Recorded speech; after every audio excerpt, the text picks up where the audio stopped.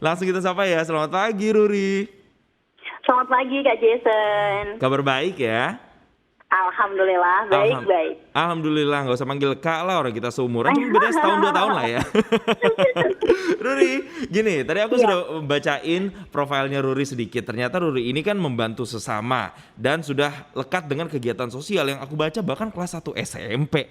Kenapa tuh Ruri kok into banget sih sama kegiatan-kegiatan sosial bahkan dari kelas 1 SMP yang mungkin kelas 1 SMP banyak orang mikirnya ya udah belajar main, belajar main. iya. Sebenarnya kenapa sih salah satunya mungkin karena buku ya. Karena Mm-mm. aku dari kecil sudah suka membaca. Jadi waktu kelas 1 SMP itu aku baca satu buku yang 4 buku tetralogi Buru punya anak Pramudia Ananta.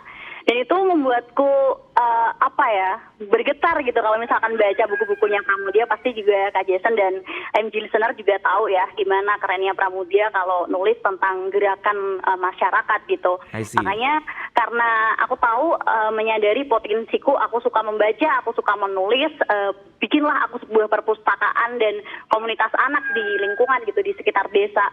Dan kita juga seru banget sih bikin perpustakaan keliling, kadang juga keliling pakai sepeda, terus kadang juga pakai gerobak kayak angkringan gitu, bawa buku ke dukuh satu ke dukuh yang lain gitu, ketemu banyak teman-teman, adik-adik ya masih SD gitu. Makanya itu seru banget. Nah dari situ banyak masyarakat yang tergerak juga untuk ikut gitu. Waktu kita bikin pengumuman, yuk siapa yang masih punya buku layak baca di rumah, boleh ya satu rumah sumbangin satu buku untuk perpustakaan desa gitu. Semua rumah memberikan buku mereka hanya untuk kalau aku bilang sih kayak gerakan dadakan gitu. Karena kan Iya. sebelumnya nggak tahu konsep perpustakaan anak, nggak tahu buat apa gitu. Tapi semua orang mau bahu-membahu untuk ngasih buku pada waktu itu ketika aku masih kelas 1 SMP gitu. Dan Mm-mm. ya sampai hari ini juga masih berjalan gitu. Makanya memang seru sekali gitu. Gak cuman ngumpulin buku terus kemudian bikin perpustakaan untuk orang-orang yang ada di sana, tapi dengar-dengar ini juga ada komunitasnya juga kan yang tadi sudah Mbak Iya, Ruri jadi singgung sedikit, setiap komunitas Guyub minggu itu, Bocah ya namanya ya. jadi dari perpustakaan itu setiap minggu kan pasti ada kegiatan nih. Nah, aku mulai ngeplotin potensi teman-temanku gitu. Mm-mm. Siapa sih yang bisa misalkan bikin puisi gitu. Oke, hari Minggu besok adik-adik kita belajar bikin puisi ya. Terus minggu depan gambar ya, minggu depan lagi menanam, berkebun gitu. Jadi selalu ada aktivitinya, ada aktivitasnya. Nah, dari situ bikinlah namanya Guyub Bocah. Guyub Bocah Mm-mm. adalah jaringan komunitas anak yang ada di Jawa Tengah dan Yogyakarta gitu. Jadi berawal dari ketemu teman komunitas yang lain, oke deh kita bikin jaringan komunitas namanya Guyub Mm-mm. Bocah. Lahirlah Guyub Bocah di tahun 2014 gitu. Oke, dan sampai sekarang tuh masih berjalan ya Mbak ya komunitas Guyub Bocah ini? Masih hidup dengan baik. Masih hidup. Udah berapa banyak nih anak-anak atau mereka yang tergabung di komunitas Guyub Bocah ini, Ruri? Kalau komunitasnya mungkin sekitar 50 komunitasan kali ya Kak, 50, dan setiap teman-teman komunitas ini kan punya anggotanya sendiri-sendiri gitu. Jadi kalau misalkan digabungin pas Anjang sana itu bisa ratusan bahkan 1.000 orang gitu. Jadi gue Bocah Wow. punya satu program besar, event besar gitu setiap 3 bulan sekali ya sebelum pandemi. Setiap 3 bulan sekali itu kita akan berkumpul untuk bermain bersama, belajar bersama gitu, kayak piala bergilir, dan terserah panitia desanya. Misal bulan pertama di desa A gitu, dia punya konsep besar yang ngomongin tentang pengendalian tembakau gitu. Nah, itu pernah dikonsep dengan metodenya festival layang-layang, ratusan anak nerbangin layang-layang dengan kampanye kesehatan gitu, bahwa anak juga butuh udara segar gitu. Ada juga yang kampanye tentang kebudayaan, tari-tari di desa di Magelang gitu. Jadi seru banget karena semua komunitas akan hadir untuk ikut terlibat gitu. Oke, I see. Berarti nggak cuma literasinya aja yang jadi konsentrasi, tapi juga kegiatan-kegiatan pengembangan skillnya, kemudian berbasis komunitas, ini juga ikut dikembangkan melalui kegiatan-kegiatan yang ada. Tapi ini, Iya, karena sorry, kalau yang literasi tadi kan di punya aku ya komunitasku gitu. Tapi kalau Guyub Bocah ini kan komunitas mitranya banyak gitu. Jadi ada yang concern ke literasi, perpustakaan anak desa, ada yang kelompok tari, ada yang komunitas anak di desanya masing-masing gitu. Jadi memang beragam, beda-beda gitu. oke. Tapi selama pandemi pasti ada penyesuaian dong. Artinya kan nggak bisa kumpul-kumpul yang dalam jumlah besar. Apalagi tadi kalau kita hitung komunitasnya bisa ratusan sampai ribuan. Gimana tuh kegiatan-kegiatannya disiasatinya dengan cara seperti apa? Iya, ini juga masih jadi tanda tanya besar, PR besar gitu buat kami teman-teman Guyub Bocah, karena nggak bisa dipungkiri betapa serunya ketemu bareng, main bareng, belajar bareng itu tuh nggak bisa tergantikan gitu, mau metode online sekeren apapun gitu. Jadinya untuk Anjang Sana tiap 3 bulan itu memang sampai hari ini kita belum melanjutkan Anjang Sana lagi, karena biasanya kan pasti kaget ya ratusan orang ketemu seru-seruan bareng tiba-tiba online gitu. Tapi untuk perayaan misalkan Hari Anak atau program-program Guyub Bocah ada yang bisa di-onlinein, kayak misalkan talk show, terus ngobrol, bikin video gimana sih aktivitasnya komunitas A ternyata beda nih sama komunitas teman-teman di komunitas B gitu. Jadi ngapain aja sih selama pandemi gitu. Terus kita juga bikin buku, jadi antologi cerita gitu. Teman-teman yang dari TK, SD, SMP ini mereka cerita gimana sih bedanya selama pandemi dan sebelum pandemi, apa aja yang berubah dari kebiasaan belajarnya, kebiasaan bermainnya gitu. Dan untuk teman-teman yang belum bisa nulis juga bisa menggambar sebenarnya gimana sih perasaannya selama pandemi ini sampai hari ini gitu. Oke, jadi dituangkan dalam bentuk tulisan, gambar ataupun karya gitu ya. Oke, Itu Ruri. didokumentasikan. Yes, Ruri, kita move lagi nih. Dari kita sudah membahas tadi ada literasi, ada membentuk perpustakaan sampai dengan komunitas Guyub Bocah. Yang saya tahu ada salah satu kegiatan yang dilakukan Ruri juga yang menarik adalah ini memberikan benih lele. Benih lelenya ini dilakukan sama komunitas ini atau Ruri secara personal atau gimana sih Ruri?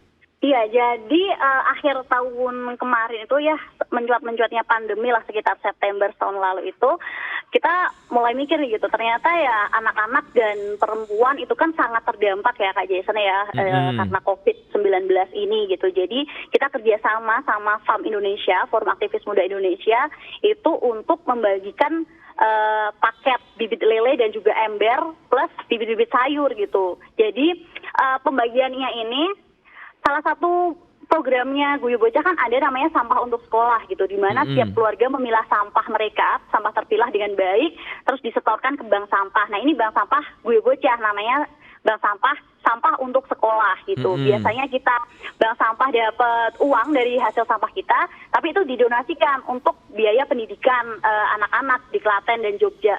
Nanti bisa dicek di sampahuntuksekolah.org gitu. Nah karena kita kolaborasi nih sama FAM Indonesia, jadi nanti teman-teman atau keluarga ibu-ibu yang setor donasi sampah akan ditukar dengan bibit sayur, terus bibit benih lele kecil-kecil sama paket ember, karena nggak semua orang kan punya lahan luas ya atau kolam di rumah gitu. Jadi ternak lelenya di dalam ember yang lumayan besar gitu. Jadi nanti kita keliling sambil ambil sampah, mereka boleh mengambil bibit sayur, ada tomat, ada terong, ada cabai gitu, sama paket lele. Kenapa harus paket lele dan sayur? Karena kita sedang concern dengan isu ketahanan pangan, apalagi di masa pandemi ya. Sayur ya sekarang kalau biasanya kita bisa beli berapa rupiah, tapi kan pandemi emang mengubah segalanya gitu. Jadi mahal ya? Waktu awal-awal iya. Makanya kalau sayur itu kan estimasinya sekitar 3-4 bulan juga udah bisa dipanen. Lele pun juga begitu gitu. Jadi kita tukar itu nggak langsung ditinggal begitu aja gitu. Jadi sampah untuk sekolah ini kelilingnya setiap 2 minggu sekali Kak Jason. Jadi kita akan ketemu lagi nih sama lelenya gimana sih perkembangannya gitu. Dan kita juga membuat kelas online di grup WhatsApp sama ibu-ibu, sama teman-teman bapak-bapak gitu. Gimana perkembangan lele setiap hari, mereka konsul, kok ini misalkan nggak mau makan ya gitu-gitu. Dibina ya ternyata ya.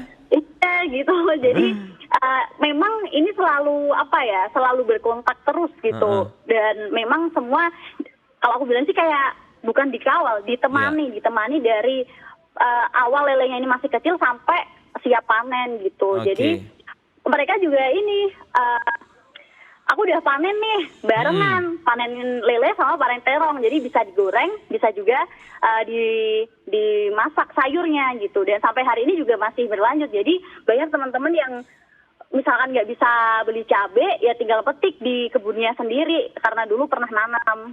Yes. Cabe kan juga beberapa kali ya ininya bisa dipanennya. Sampai hari ini pun dari angkatan pertama punyaku juga masih bisa dipanen cabenya gitu. Belum Oke. mati-mati, masih bertahan hidup dengan baik. Jadi gitu. memang programnya memberdayakan sekali masyarakat. Tapi gini, terakhir, Ruri, aku juga pengen Ruri mengeluarkan mungkin pesan atau mungkin statement yang bisa menggugah kita semua. Karena kenapa seorang Ruri yang masih mahasiswi, biasanya kan orang kalau pengen ngebantu dengan adanya platform digital sekarang, bank-bank digital, orang menyalurkan bantuan mungkin berupa uang ke bank digital tersebut nanti disumbangkan begitu kan. Biasanya kan seperti itu trennya kalau sekarang. Tapi yang dilakukan Ruri ini kan tidak.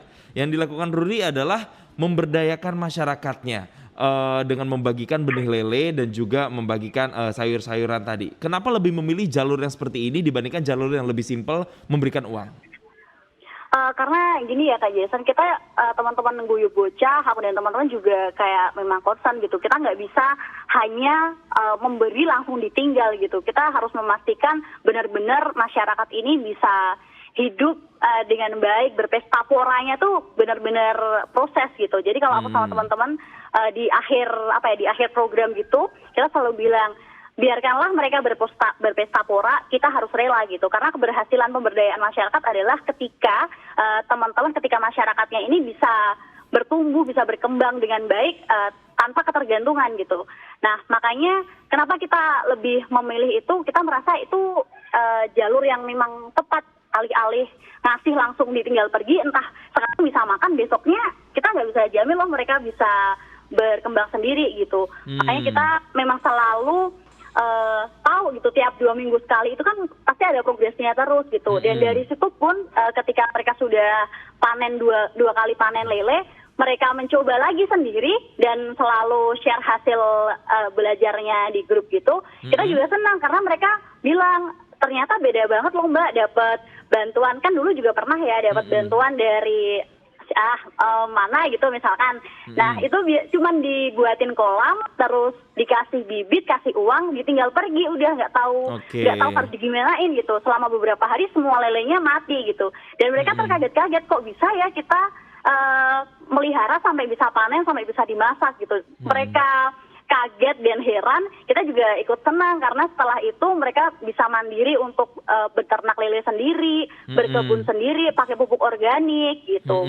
Makanya ini memang hal yang menyenangkan juga buat teman-teman Guyub Bocah karena kita bisa memandirikan gitulah masyarakat. Gitu. Nah, semoga hal yang menyenangkan bagi Ruri ini mempunyai dampak yang sebegitu besarnya ya untuk masyarakat, karena kalau apa yang Jason tangkap dari apa yang dilakukan Ruri tidak hanya sekedar membantu, tapi Ruri ini juga memberdayakan masyarakat supaya masyarakat di sana punya ketahanan pangan, mandiri secara ekonomi pula, dan yang terpenting adalah mereka jadinya nggak punya mental untuk minta-minta. Semoga dengan apa yang dilakukan Ruri ini juga bisa memperbaiki ekonomi yang ada di sana, terutama warga masyarakat yang ada di sana, untuk sama-sama nih kita keluar dari garis kemiskinan, apalagi kalau kita tahu di Indonesia ini garis kemiskinannya juga masih cukup tinggi dan masih menjadi PR ya bagi kita semua. Thank you Ruri Putri Kriswanto sudah bergabung bersama kami di Inspiring Around. Sukses terus ya untuk apa yang dilakukan. Sukses terus juga untuk studinya. Bagi-bagi ya pecel lelenya kalau misalnya udah panen ya Ruri ya. Iya, kalau main ke Klaten langsung dikasih. Siap, nanti aku kontak kamu ya. Siap, thank you.